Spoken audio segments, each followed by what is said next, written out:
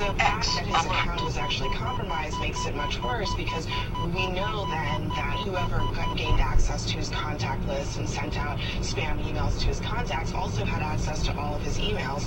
What we don't know is what was in Mike Pence's emails. I think David is right. We know that they probably wouldn't have been classified information. He doesn't have a clearance to view classified information like the Secretary of State would, but some of it was sensitive or confidential, and that's why the state of Indiana, in response to records requests, haven't released all of them. So there is some sensitivity here, but it is a little bit of a different ballgame. It's a much bigger deal when you're dealing with national security issues as the Secretary of State than when you're dealing with state issues as the governor of Indiana. Yeah, and when you have a server. I mean, that's a very important distinction, as David made. But David, when you look at this, I mean, just for viewers who maybe don't know the mindset of, be it lawmakers or governors or secretaries, if you know about the importance of preserving public records when you're in these positions, right? I mean, shouldn't that be on your mind when you're thinking about what kind of email you're using?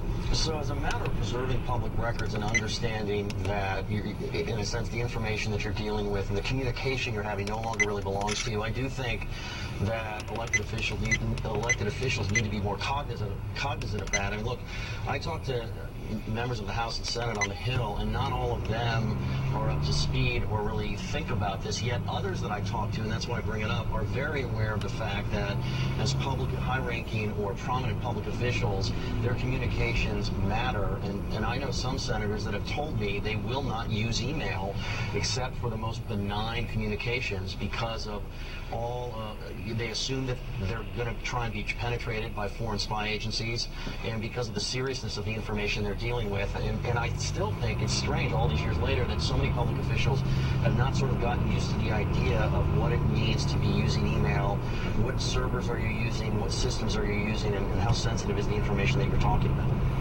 Sorry, David Drucker, Abby Phillip, thank you to both of you. And coming up, is a reset of Russian relations possible under the Trump administration?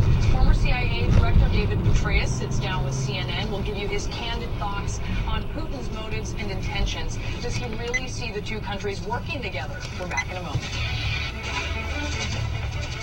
An American treasure returns. Singer, songwriter, entertainer, storyteller. Hey everybody, it's Neil Diamond.